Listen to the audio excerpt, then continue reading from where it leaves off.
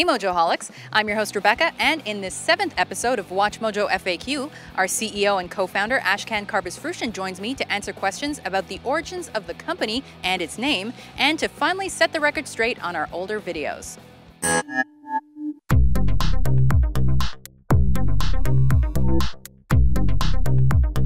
Welcome to WatchMojo.FAQ episode 7. With me once again is our CEO and co-founder Ashkan Karbasfrooshan. Welcome.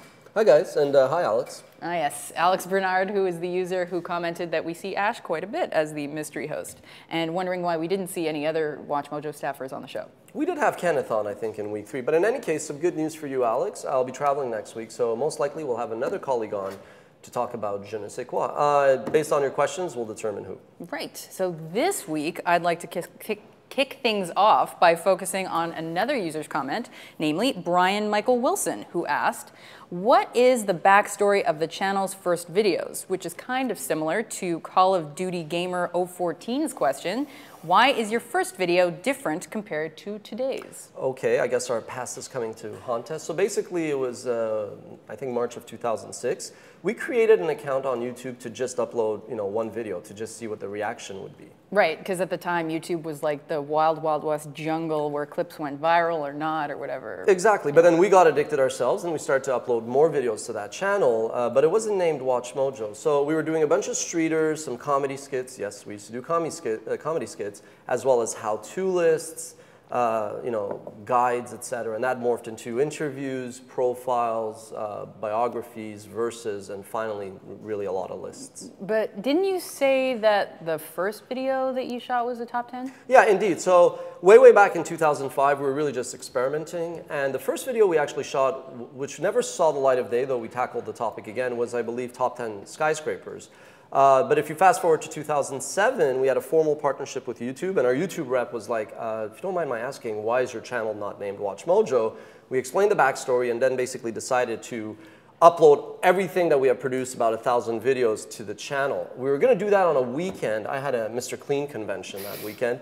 But the Friday, we basically uploaded 3 fashion videos. Yes, but not just any fashion videos. No, won't lie. These were bikini and lingerie fashion videos. So yes, if you were to go to our WatchMojo channel and click like the oldest clips, you're going to see a lot of lingerie fashion videos. I mean, we were shooting a lot of fashion shows and beauty and makeup tips in general back in the day. So wait, like I could have been Michelle Phan? Yes, I mean, we also did magic, so I guess we could just snap our fingers and make that happen. Yeah, we all did apparently those days, some more than others. In any case, yeah, the first clips were what they were.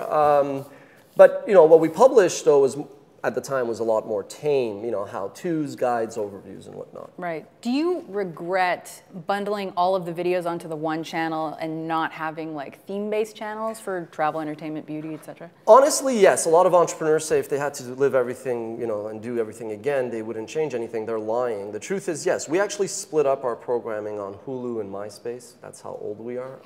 But on YouTube, for whatever reason, we just discussed it and decided to go for one big channel.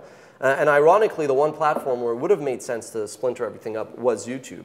But then fast forward to 2012, when we decided to make the WatchMojo channel focus on pop culture, infotainment, and top 10 lists, we carved out new channel, the old content, we carved them out for fashion and beauty, lifestyle, health, and travel.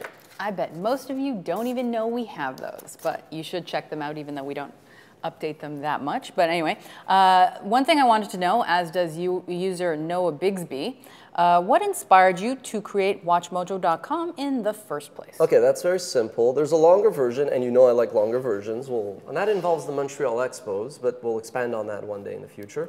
The short version was basically that, the year was 2005, the world was changing. I felt I could no longer be a hitman. And I just wanted to create a video on every topic, kind of like Wikipedia, but professionally produced content, but in video form. And the idea really was to inform and entertain. Now, obviously, how we do that has evolved, but that's stuck as our mission and vision, and it will be if you re-elect me as Prime Minister of Sweden. So many random quotes. Okay, last one. Call of Duty Gamer 014 again wants to know, what are the origins of your YouTube username WatchMojo.com? What were your thoughts on creating that name, and why did you think of that name?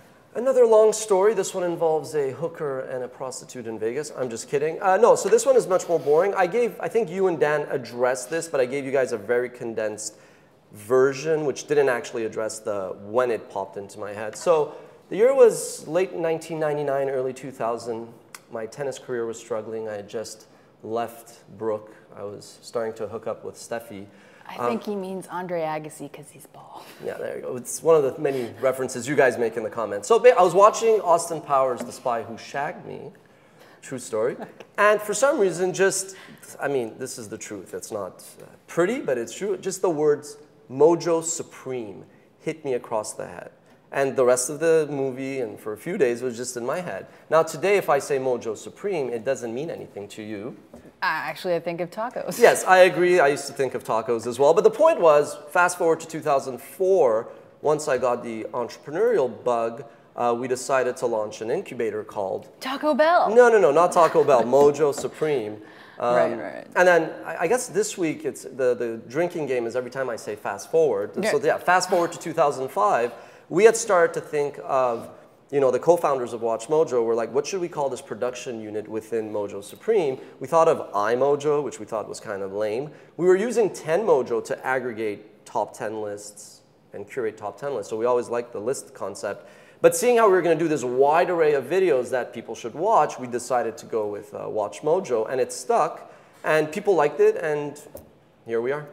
Very interesting. Well, thank you guys for watching, and depending on what questions you guys send in, we will have a different staffer here next week beside me. See you in 2 weeks, Alex.